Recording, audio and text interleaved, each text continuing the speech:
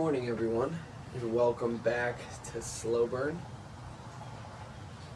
Today I'm going to be doing something that I really enjoyed doing a couple videos ago, and that's a movie review. But before we get to that, today I am smoking some of Chesterton & Co.'s The Inkling Blend out of my Savinelli Alligator Blue 114 KS. This is my favorite pipe that I have right now. I think I want to step into the meerschaum game a little bit here soon.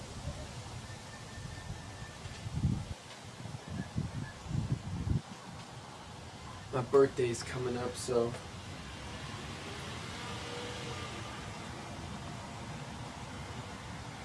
I'm gonna have to hopefully receive that gift or get myself that gift. Get myself a Lee Van Cleef meerschaum pipe. Feel like I'm in for a few dollars more. But this is my biggest bowl that I have. It takes a little bit longer to get through, especially if I pack it tighter. I'm a tight bowl packer, so I like my bowls to last pretty long. If I can get it up over an hour and a half, that's ideal for me. So I get to smoke while I'm working, watching movies, reading, and I like those sessions to last a bit longer, especially because it's not meerschaum. I can't just go back to back to back, so I'm on a strict pipe cycle. It's not really strict.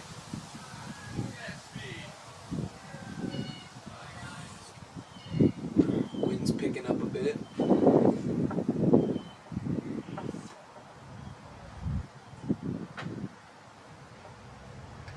May be able to hear my cat knocking around on that window back there, climbing behind the blinds. But anyway, let's get what you came for. Today we are talking about Spider-Man, Brand New Day.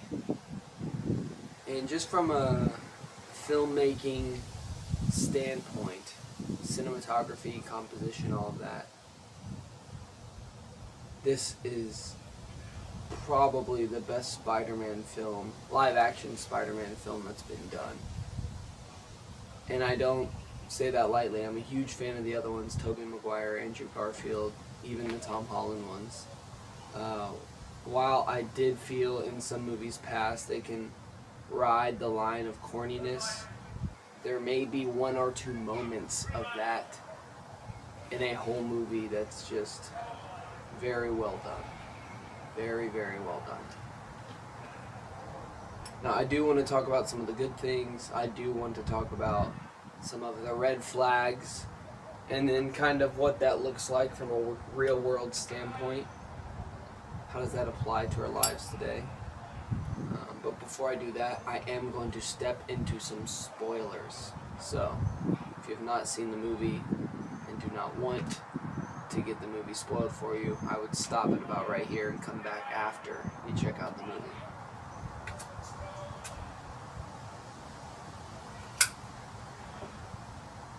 Alright, now that you've had time to exit, let's talk spoilers. Spider-Man Brand New Day. The main antagonist of this film roams around possessing people, bidding them to do their will. There's even an off comment that it could be a demon by Florence Pugh's Black Widow character,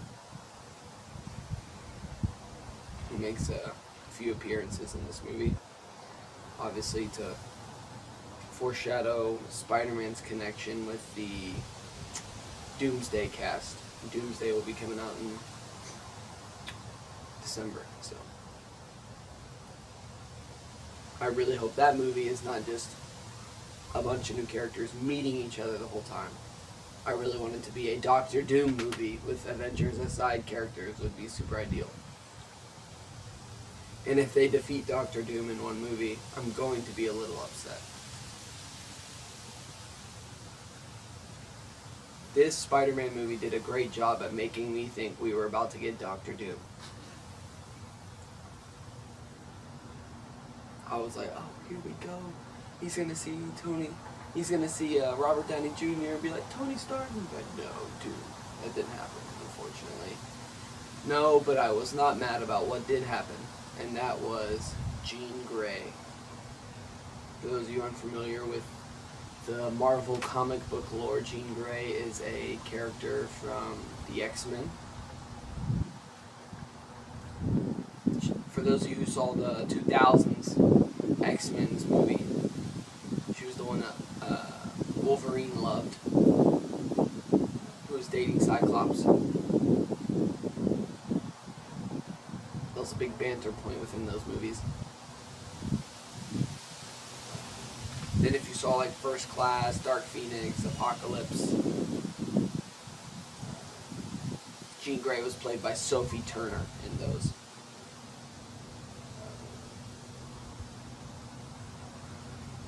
Anyway, they did a very good job at painting her backstory. Obviously, the demonic thing, you would think, is a little bit more of a... I don't typically like stuff that has demonic elements, but they did it very mildly, and obviously that's a real thing that can happen. I don't know if bouncing from person to person, I mean, obviously there's evidence of demons being within people, legions of demons leaving people and jumping into pigs, and pigs committing suicide. I mean, so am I saying it's not possible? No. I just don't know if demons using people as means of travel is really a thing. I would think that there's probably some sort of movement within the cosmic spiritual realm. But who knows?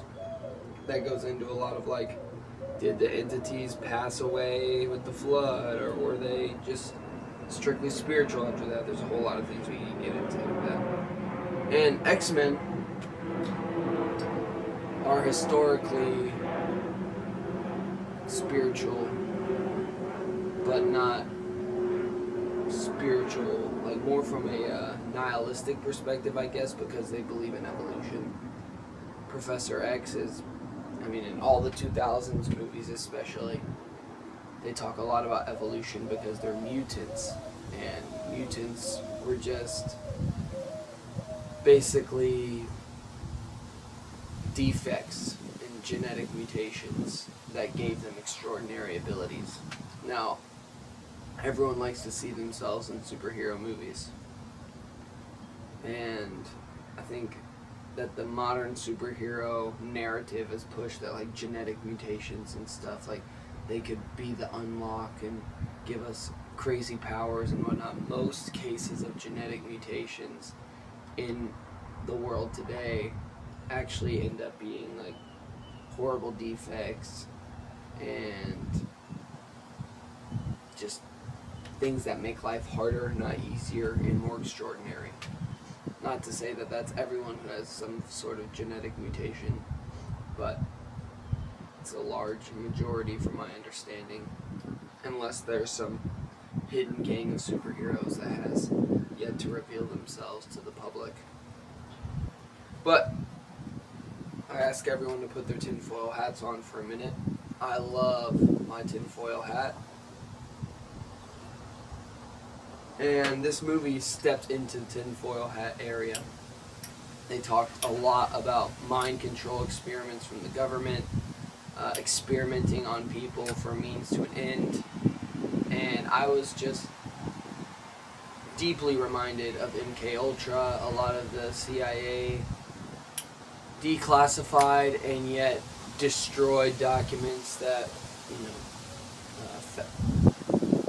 factored into these types of storylines. I mean, you got it in Stranger Things too. A whole bunch of television subtly uses this as a plot point And I do believe in predictive programming, so they do that so you can bring it up in conversation. Oh yeah, the government did this. No, they didn't. You got that from Stranger Things. You got that from Spider-Man. You got that from X, Y, and Z.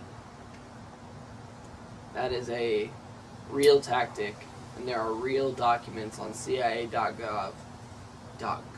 You can go and source for yourself because of the Freedom of Information Act, and you can go check it out. It's very interesting. Television's used to a means of mind control.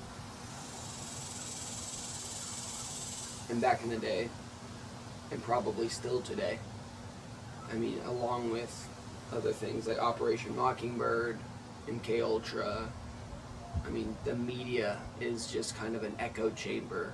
I mean, the CIA has a section, the Pentagon, has a section that is dedicated to movies and films. What does that tell you? The guy who started Netflix, his grandfather or great-grandfather, I can't remember which one off the top of my head, is the guy who started propaganda for the wars in the United States. Operation Paperclip, which is another thing Marvel's touched on in the Winter Soldier. That's a real operation where they brought over Nazi scientists, gave them new identities, and started using some of their studies and experimentation tactics to learn more about what the Nazis had discovered.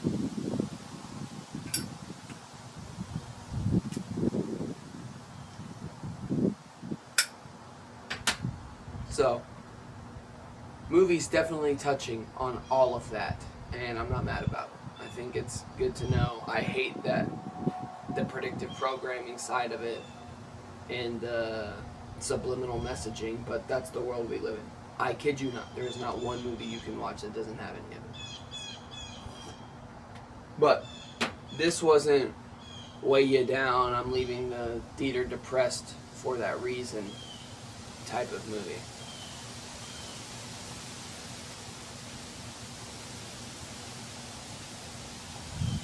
This blend is so good.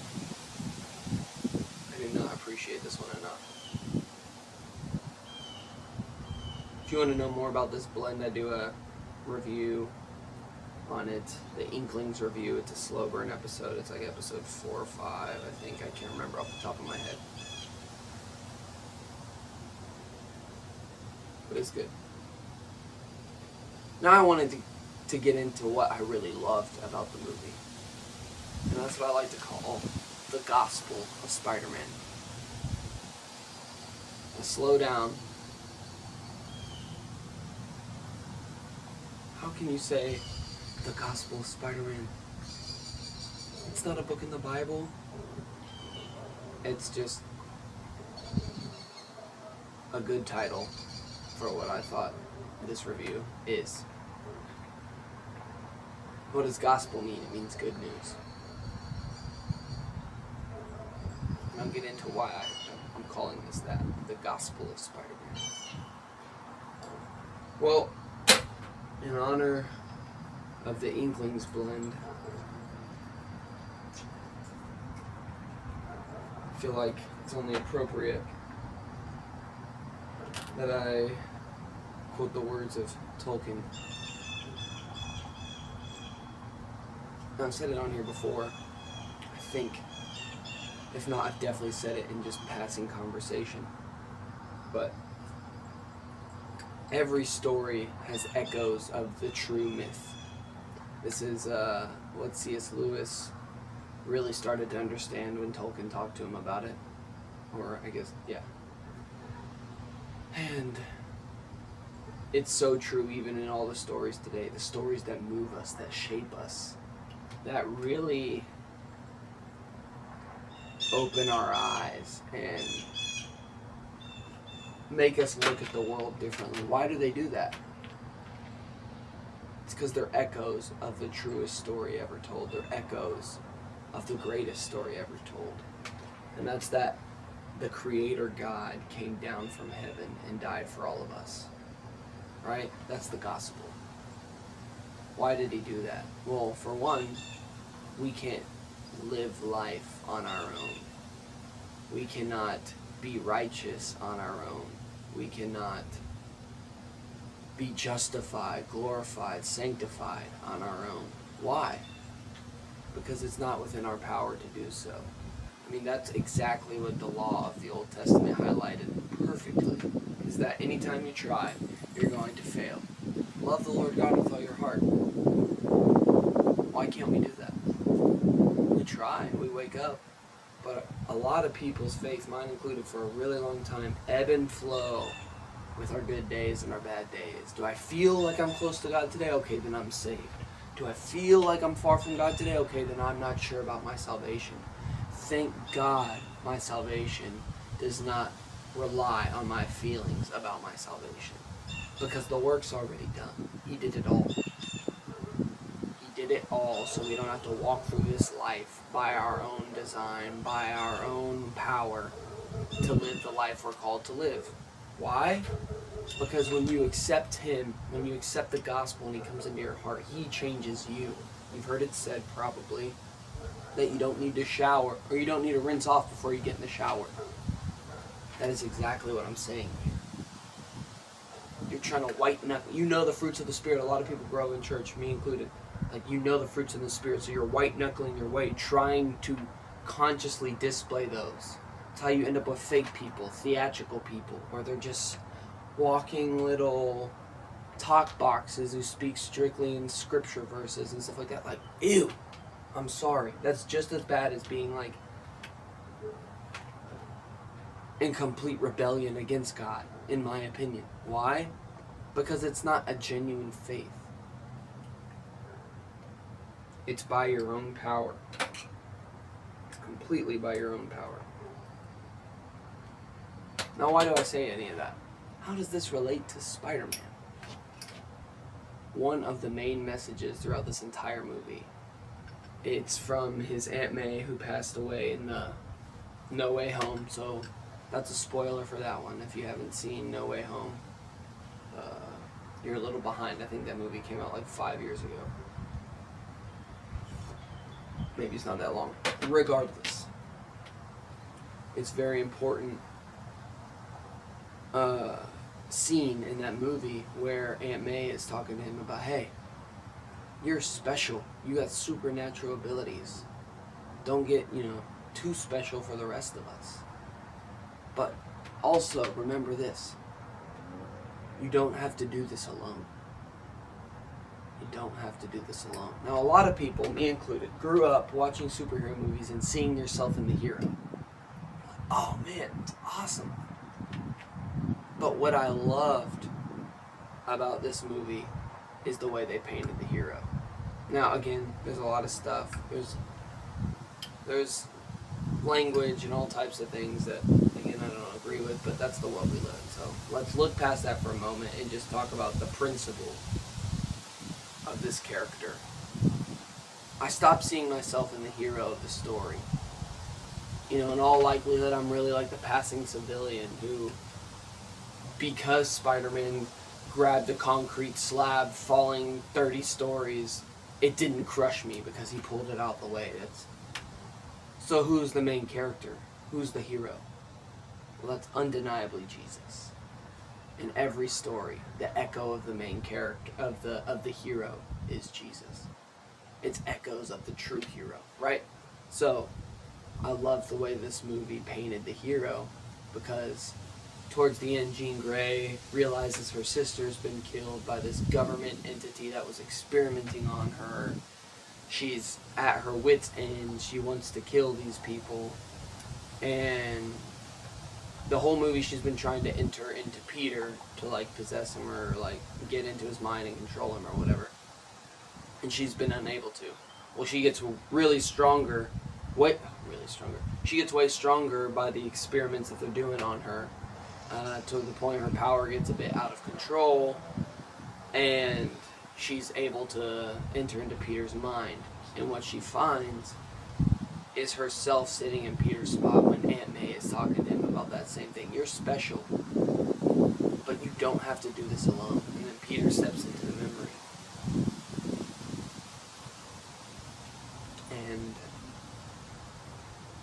he tells her, she's like, I have nobody.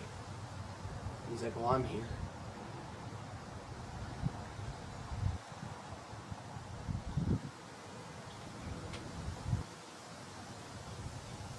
That's what Jesus did for me, and that's what he did for every single person.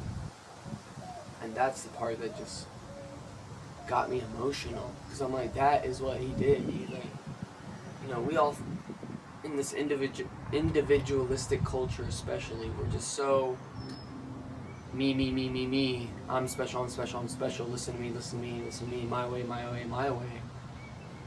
But Jesus steps into our way, into our world, into our existence. He showed us his way is the better way, and that we don't have to walk through it alone. Because if anyone is genuinely honest, and this is another thing that I love about the new Spider-Man movie, it's like the police chief or something like that. It's this woman, I don't know the actress's name, but she did a very good job as well.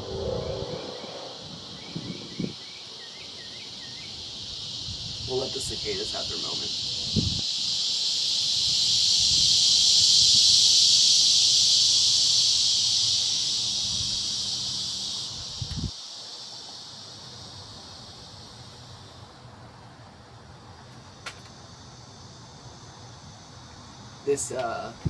This character, oh crap, did I lose my train of thought?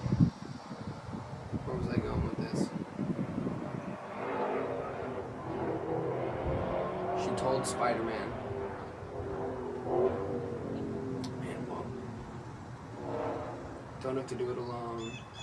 Echoes of the true gospel. Bear with me one moment. Let me sit back and think of some 5-syllable words while I try to remember this.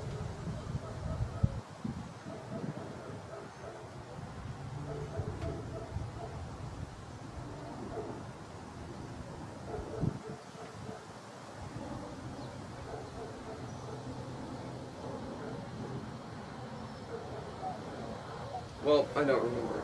So if I do remember, I'll come back to it. But the movie was good. Lots of remnants of what Jesus did for us. Lots of it. You know, he stepped into our story, into our existence. And that's just beautiful. And this movie paints that very well. I really loved it. Again, it's not all sunshine and rainbows, and that's another thing I like about it. There's a word for it, and I can't think of the word right now, but it's basically a word for watering down stories. This is what Lewis talked a lot about. His biggest worry for the future of storytelling was that stories would be watered down. This was Tolkien's. This was his biggest problem with things like Disney when the 1930s Snow White came out. It watered down the story. And I think that a lot of modern day individuals, especially churchgoers, feel that if it's not watered down, then it's not of God. It's not godly. I couldn't disagree more. I think, yes, we're supposed to be wise in what we discuss, and the type of thoughts we explore, and the stories we tell. But a lot of the stuff that people avoid is conversation because they feel it's ungodly and things like that. It waters down reality, and it's you're living in a false version of it. And why is that bad? Well, it's because you forget, you start living in this fantasy land, and you forget the real world issues, the real world problems going on. You forget the world we live in and how dangerous it can be. And how evil it is. Now, again, my cat is going crazy. By the grace of God,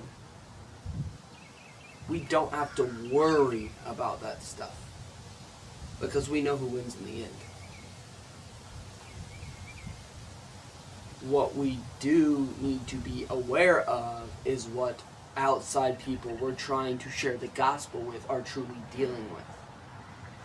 And if we don't understand that, then we're never able to truly assess what they're going through, and therefore we can't be like Paul, because we can't be all things to all people, because we live in a naive version. We're creating a naive straw man of what they're really dealing with, and that's unwise. So I think stuff shouldn't be watered down. It should be told real and true so that people know what they're dealing with. So that kids growing up, again, there's obviously a little bit more discretion when it comes to children, but kids need to know the world that they're coming up into as well. They can't be sheltered for their whole life, tossed out to the real world, because one big, wrong, crazy, horrible thing's going to happen, and their whole worldview is going to be erupted because they didn't think that God created a world that had this type of evil in it. Yes, they had been told about the evil and the destruction and the brokenness of this world, but they thought a lot of that stuff was primitive, ancient. A lot of the ancient evil, old, is gone. It's not.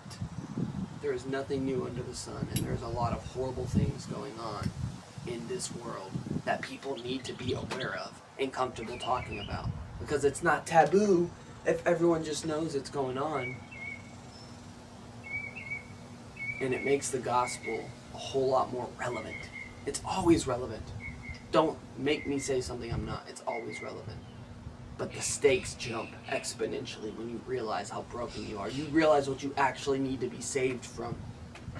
And that's the masterful tactic of the devil, is he's painted people and painted the world, especially Christians, as just naive, vanilla, boring. And a lot of people are okay living that way because they think that's what the Christian life is. It's not. It's complex, it's beautiful, it's hard. But it is vastly underrated and vastly misunderstood.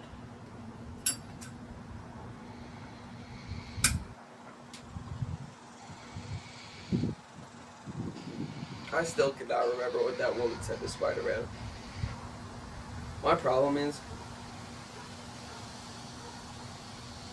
instead of trying to recall something, I get in this different type of mindset where it's trying to remember what I forgot, and that's almost always a losing battle.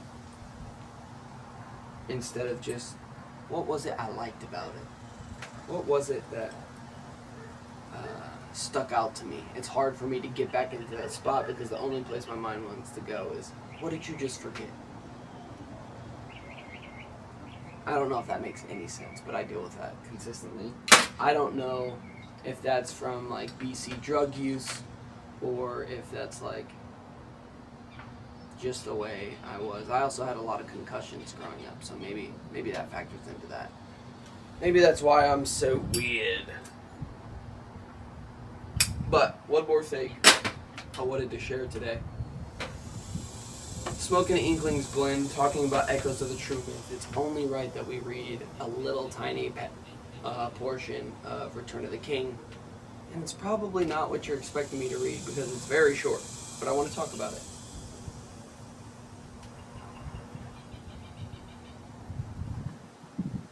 My jaw dropped when I read this yesterday.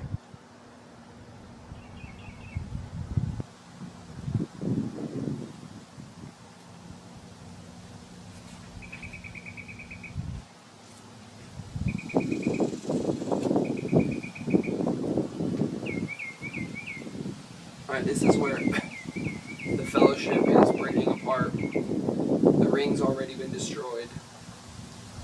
And they're meeting Treebeard. I believe this is right before they stumble upon Saruman and Wormtongue as beggars on their passage back to Rivendell. This is Treebeard talking to Merry and Pippin. Last of all, Merry and Pippin said goodbye to the old Ent, and he drew J.R.R. as he looked at them. "Well, my merry folk," he said, "will you drink another draught with me before you go?" "Indeed we will," they said, and he took them aside into the shade of one of the trees, and there they saw the great stone jar had been set. And Treebird filled 3 bowls, and they drank, and they saw his strange eyes looking at them over the rim of his bowl. take care," he said, "for you have already grown since I saw you last." And they laughed and drained their bowls. "Well, goodbye," he said, "and don't forget that if you hear any news of the Entwives in your land, you will send word to me." Then he waved his great hands to all the company and went off into the trees. The travelers now rode with more speed when they made their way towards the Gap of Rohan, and Aragorn took leave of them at last close to the very place where Pippin had looked into the stone of Orthanc. The hobbits were grieved at this parting, for Aragorn had never failed them, and he had been their guide through many perils. "I wish we could have a stone that we all could see our friends in, and that we could speak to them from far away." "Only one now remains that you could use," answered Aragorn, "for you would not wish to see what the stone of Minas Tirith would show you. But the Palantir of Orthanc the king will keep, to see what is passing in his realm and what his servants are doing. For do not forget, Harrigan-tooth, that you are a knight of Gondor, and I do not release you from your service. You are going now on leave, but I may recall you, and remember, dear friends of the Shire, that my realm lies also in the north, and I shall come there one day."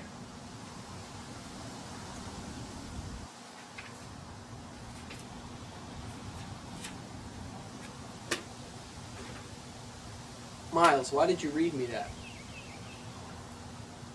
I was very intrigued on Pippin's perspective on the stone of Orthanc, the Palantir. For those of you who don't know, that's the crystal ball where Saruman had it to communicate with Sauron, and Merry looked into it, and a bunch of stuff happened from that. But basically, Sauron almost found out about Frodo and the ring and blah blah blah. Merry had woken up to view he had saw it once when they took over the tower, and then I think it was still I think it's the beginning of Return of the King that it happens. Anyway, he stared into the stone, and it was calling to him. All this to say, it is very, very, very interesting how Tolkien was talking about being able to talk to people from far away and blah, blah, blah, blah, and see their faces from far away. And now we each have our own Palantir in the palm of our hands at every waking moment. Boy, do I hate these things more and more every single day. I am trying to get a dumb phone. Especially, I watched this Sean Ryan.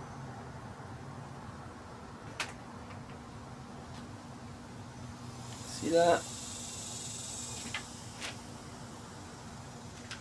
I had heard it said before, but I was reminded of it on the Sean Ryan clip. Looks like a bite out of the fruit of the knowledge of good and evil, if you ask me. And we're just walking around showing it off. Our iPhones. It's like looking into the eye of Sauron. Except we're all Sauron. And the thing that's so interesting about those Palantirs is that the reason you don't want to use them is because whoever has another one could be watching you. And you don't know who's watching on the other side. Even when you're communicating with one person from one stone to the other, someone with another stone could be peering into that conversation. Is that not exactly what the powers that be are doing? I just find all of that very, very interesting. What notification am I getting on there? temperature. Well, it looks due to temperature. I need to sum up and wrap this up. So that's my review of Spider-Man. Lots of echoes of the gospel. Highly recommend seeing it, and I'll probably be seeing it again. I love the Spider-Man character. That's my favorite superhero. My favorite villain is Doctor Doom, so I'm just praying that they don't butcher that character. And anyway, definitely go check it out. Think about phone usage and things like that, and the government, and but remember that Christ is King, and we can rest easy with that. And if you can't rest easy with that, I encourage you to look into that even more than the other two things we spoke about, because that's what's most important. So with that being said, thank you for joining me today on Slow Burn. See you next time.